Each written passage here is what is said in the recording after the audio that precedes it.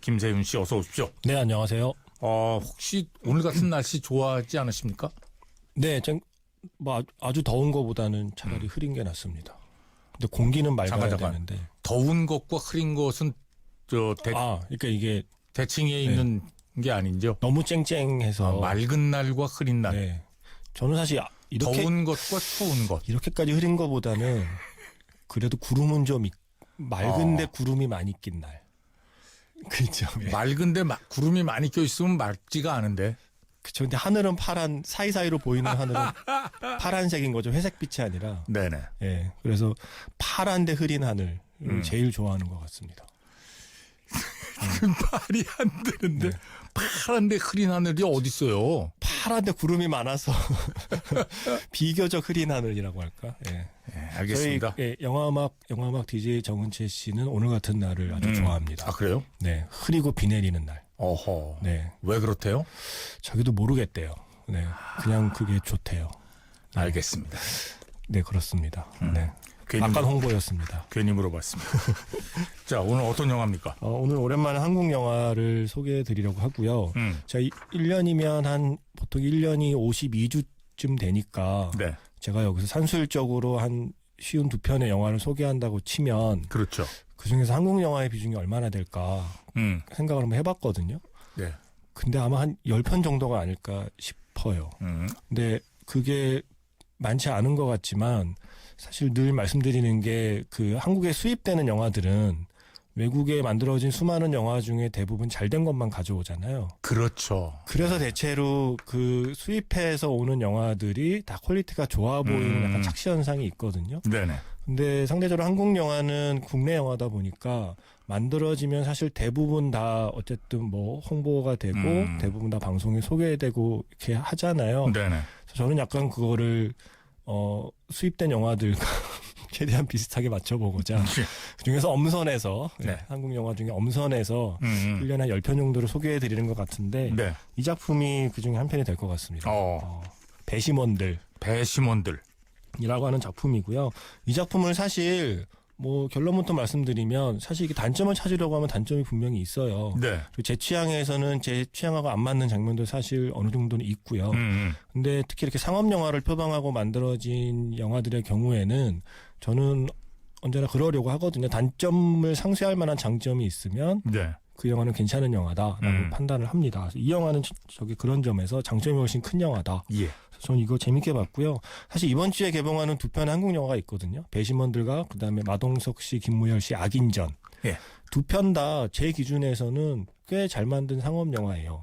예. 그 2편 다 상업 영화로든 꽤 볼만한 작품이지만 오늘 고른 영화는 배심원들에 대한 설명을 추가로 좀 할 게 있을 것 같아서 악인전은 사실 설명할 게 많지는 않거든요. 네네.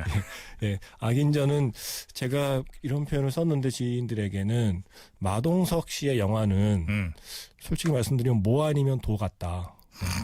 이번 영화는 유치인 것 같다라고 표현을 했거든요. 그 정도의 말씀이면 다 될 것 같고요. 네. 일단 배심원들은 약간 배경 설명이 필요한 영화라서 예. 오늘 소개해드리려고 합니다. 네. 일단 배심원들은 제목 그대로 배심원들이 주인공이에요. 예. 개인적으로는 이런 제목 장명을 제가 좋아하진 않습니다. 한국에 들이 너무 많아서 예, 제가 아까 농담처럼 저들의 푸르른 제목을 보라 막 이런 표현을 쓰거든요. 약간 좀 나태한 제목이긴 해요. 내부자들, 감시자들, 뭐 배심원들 하는 게 좀 나태해 보이는 제목입니다만 들을 안 붙여도 괜찮지 않을까요? 사실 엄밀히 말하면 그냥 배심원이라고 해도 그렇죠. 되는데 배심원이 여러 명 모이면 들이 되는 거 아니에요? 사실 한국어에서 들이라는 표현으로 복수형을 만드는 게 그렇게 자연스러운 건 아니라는 얘기도 어서 제가 본 적이 있거든요. 그래서 제목은 썩 마음에 들지 않지만 딱히 뭐 다른 제목을 생각하기에도 쉽지 않아서 예. 일단은 배심원들이 주인공인 영화라 제목은 배심원이 됐고요. 이게 2008년에 지금 현재도 이제 국민참여재판이 진행이 되고 있잖아요. 그렇죠. 그 특정 몇몇 사건의 경우에는 국민참여재판으로 진행이 되는데 2008년에 처음 국민참여재판이 한국에서 시작이 됐을 때 그 첫 번째 사건에 사실 역사적인 거잖아요. 배심원 제도가 없던 한국에서 처음으로 배심원이 된 사람들이 그 이전에 약간 참고할 만한 사례가 없는 거죠, 한국에서. 네네. 그 상황에서 배심원이 된 그 인물들이 어떤 과정을 통해서 이 사건에 접근해 나가는가에 대한 이야기를 실화를 바탕으로 영화화한 것이 바로 배심원들이라는 작품입니다. 아니 근데 지금도 이 제도가 그러니까 국민참여재판이 네, 되고 있는 거죠? 그렇죠. 이거는 누가 결정을 합니까? 누가 이걸 국민참여재판으로 할 것인가 아니면 그냥 제가 가령 뭐 뉴스 같은 거에서 보면 네. 사실은 이렇게 본인이 아마 신청할 수 있다고 알고 있어요. 본인이 그러니까 사건 당사자가 난 이거 국민참여재판으로 재판으로 하겠다, 안 하겠다. 근데 아마 그것도 신청한다고 다 되는 건 아닐걸요.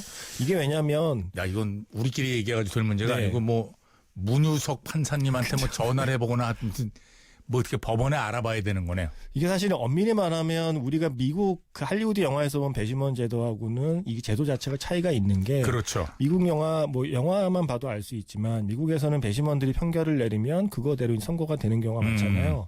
근데 한국의 현재 국민참여재판은 사실 어디까지나 참고용.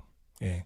국민참여재판으로 신청을 해서 배심원들이 가령 뭐 이 사람에게는 징역 5년이 맞는 것 같습니다. 네네. 라고 그 판결을 내린다고 해서 그러니까 배심원들이 결정한다고 해서 꼭 그렇게 되는 게 그거대로 아니라 5년이 선고되는 게 아니라 아하. 판사가 배심원들의 입장을 참고해서 판사가 최종 선고하는 제도가 국민참여재판으로 저는 알고 있어요. 그래서 우리가 생각하는 그 미국식의 배심원 제도하고는 분명히 차이가 있지만 네네. 그래도 그 제도에 가장 근접해 있는 제도가 국민참여재판이고 이게 없던 게 생긴 거잖아요.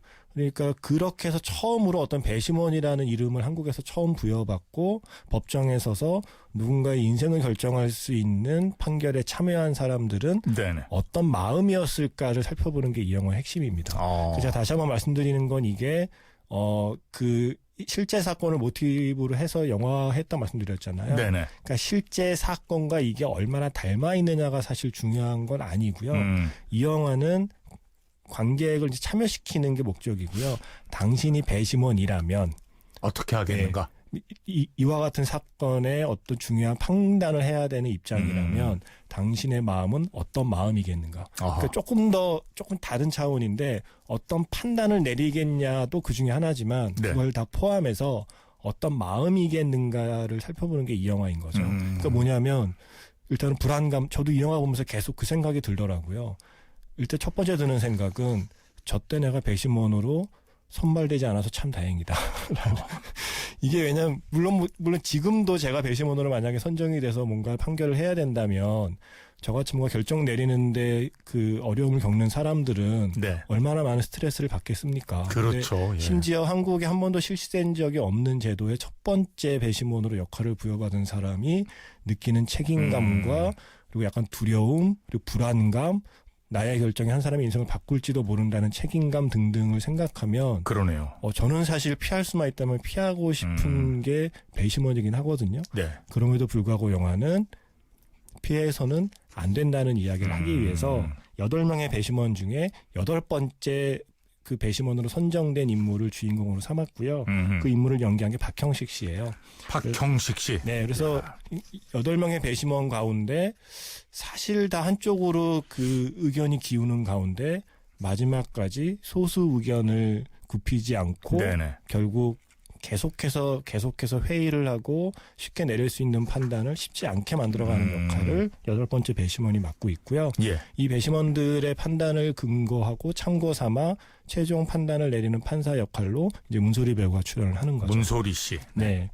그렇게 해서 사실 저는 이 영화를 보면서 우리가 흔히 하는 말이지만 흔히 할 수 없는 상황이라는 게 있잖아요.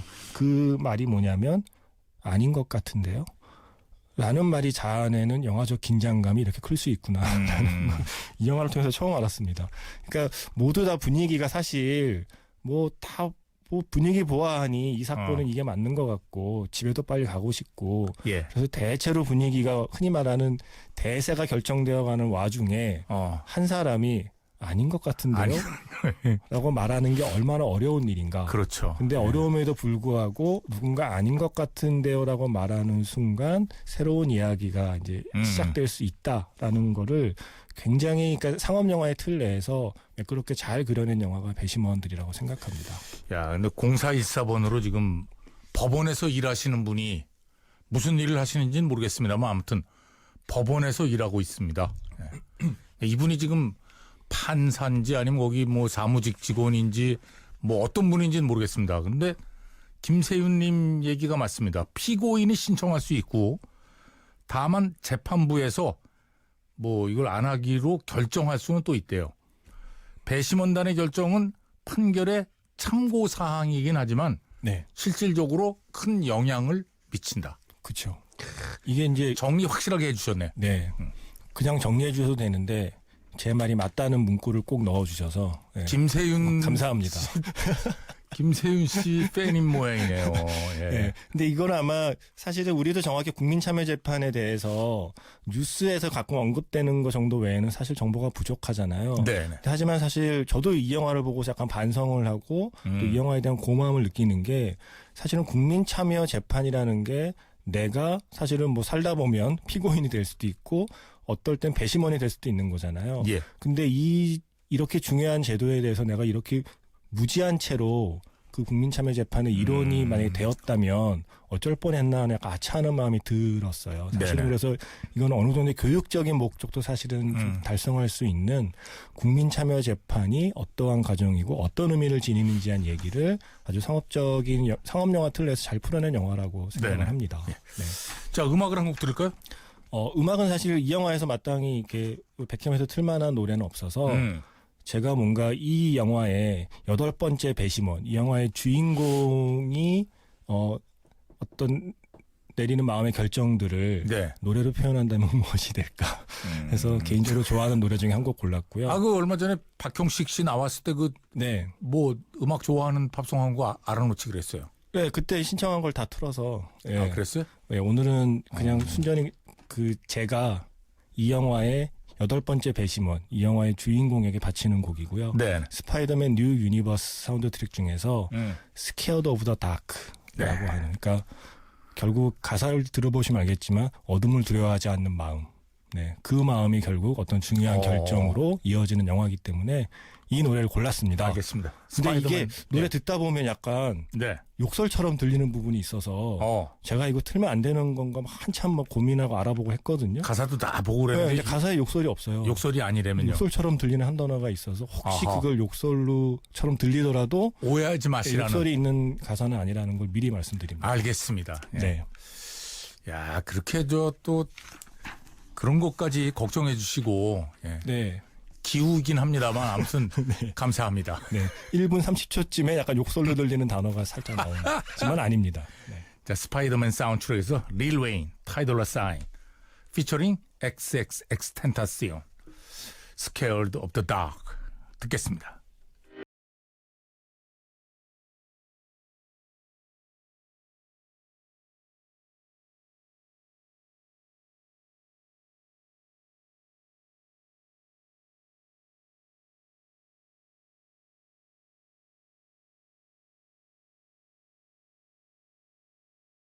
네, 스파이더맨 사운드트랙에서 릴 웨인, 타이돌라 사인, 피처링 XXX 텐타시온의 Scared of the Dark 들었습니다.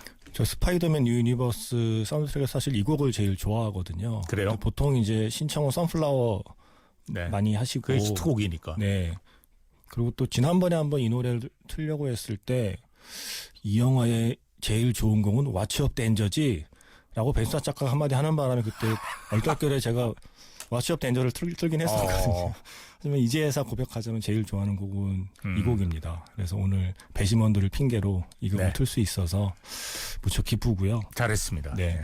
사실 그러니까 이 배심원들 같은 영화에는 그러니까 제가 다른 영화 소개할 때처럼 따로 덧붙일 이야기가 사실 많지는 않아요. 네. 왜냐하면 다른 영화는 가령 낯선 감독이나 낯선 배우, 낯선 국가, 잘 알려지지 않은 어떤 이야기의 경우에는 제가 따로 부연 설명을 뭐 많이 해드리지만 그렇죠.